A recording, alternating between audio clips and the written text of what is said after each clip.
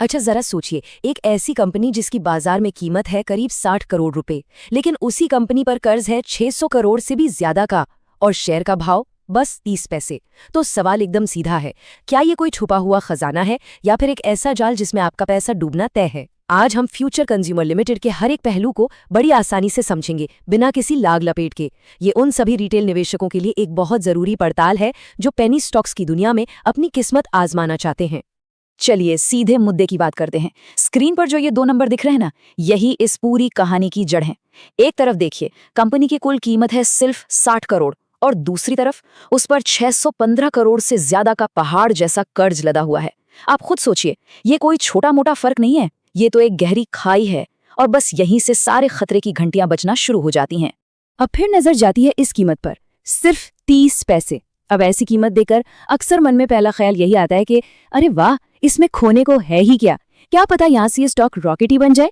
लेकिन सवाल ये भी है कि क्या ये वो खतरनाक ढलान है जहां से वापसी का कोई रास्ता ही नहीं होता? आइए इसी सवाल का जवाब ढूंढते हैं। तो अब समझते हैं कि आखिर ये कंपनी इस हाल में पहुंची कैसे। इसके लिए हमें थोड़ा सा पीछे चलना होगा, उस दौर में जब ये फ्यूचर ग्रुप की एक काफी जानी मानी कंपनी हुआ करती थी। देखिए, फ्यूचर कंज्यूमर एक समय पे फ्यूचर ग्रुप की एफएमसीजी विंग थी, मतलब रोजमर्रा के सामान बनाने वाली कंपनी।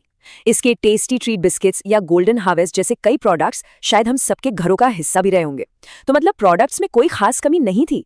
असली दिक्कत तब शुरू हुई जब इसकी मेन कंपनी यानी फ्यूचर ग्रुप खुद ही एक बड़े वित्तीय संकट में फंस गई। बस फिर क्या था, एक के बाद एक मुश्किलें बढ़ती गईं और आज हालत ये है कि ये कंपनी सिर्फ बस अपना वजूद बचाने के लिए लड़ रही है। चलिए अब कहानी किस्सों से हटकर सीधे कंपनी के फाइनेंस को खंगालते हैं, क्योंकि कहते हैं ना कि आंकड़े कभी झूठ नहीं बोलते। और यकीन मानिए, यहाँ जो नंबर हमारे सामने आने वाले हैं वो आपको सच में हैरान कर देंगे। हाल की तिमाही के नतीजों पर एक नजर डालिए। कंपनी ने 115 करोड़ रुपए की सेल्स की है। सुनने में तो ये रकम काफी बड़ी लगती है ना? लेकिन अब सिक्के का दूसरा पहलू देखिए। उसी तिमाही में कंपनी को 27.8 करोड़ रुपए का सीधा सीधा नुकसान हुआ। इसका मतलब एकदम साफ है, कंपनी जितना पैसा कमा नहीं रही है उससे कहीं ज्यादा तेजी से गंवा रही है। और अगर हम थोड़ा और गहराई में जाएं तो मामला और भी ज्यादा गंभीर नजर आता है। कंपनी का ईबीडीए यानी कि उसके मेन बिजनेस से होने वाला कच्चा मुनाफा 100 करोड़ से ज्यादा की सेल्स पर सिर्फ 2 करोड़ है। मतलब कंपनी के प्रॉफिट मार्जिन लगभग खत्म हो चुके हैं। और ये तो तब है जब हमने अभी तक कर्ज का ब्याज और दूसरे खर्चे गिने भी नहीं हैं। अब एक ऐसे कॉन्सेप्ट को समझते हैं जो किसी भी कंपनी के लिए खतरे की सबसे बड़ी घंटी होता है, नेगेटिव बुक वैल्यू। इसे एक बच्चे की गुल्लक के उदाहरण से समझते हैं। मान लीजिए किसी की गुल्लक में 100 रुपए हैं, लेकिन उसने अपने दोस्त से 200 रुपए का उधार ले रखा है। तो असल में उसकी नेटवर्थ क्या हुई? -100 रुपए। इस कंपनी के साथ भी बिल्कुल यही हो रहा है। और ये आंकड़ा देखिए, ये शायद सबसे डरावना है। फ्यूचर कंज्यूमर की बुक वैल्यू प्रति शेयर लगभग -1.5 रुपया है। इसका सीधा सा मतलब ये है कि अगर आज कंपनी अपनी सारी संपत्ति बेचकर अपना सारा उधार चुकाने की कोशिश करे भी, तब भी वो कर्ज में ही डूबी रहेगी। तकनीकी तौर पर देखें तो कंपनी की अपनी कोई वैल्यू बची ही नहीं है। लेकिन खतरा सिर्फ खराब फाइनेंस तक ही नहीं रुका है। अब हम उन जोखिमों की बात करेंगे जो बैलेंस शीट के नंबरों से भी कहीं ज्यादा बड़े हैं और जो कंपनी के वजूद पर ही एक सवालिया निशान लगा रहे हैं। इस स्लाइड पर लिखे हर पॉइंट पर जरा गौर कीजिए। कंपनी के खुद के ऑडिटर को ये शक है कि ये कंपनी भविष्य में चल भी पाएगी या नहीं। कंपनी पहले ही अपने कर्ज चुकाने में चूक चुकी है। दिवालिया होने का खतरा सिर पर मंडरा रहा है।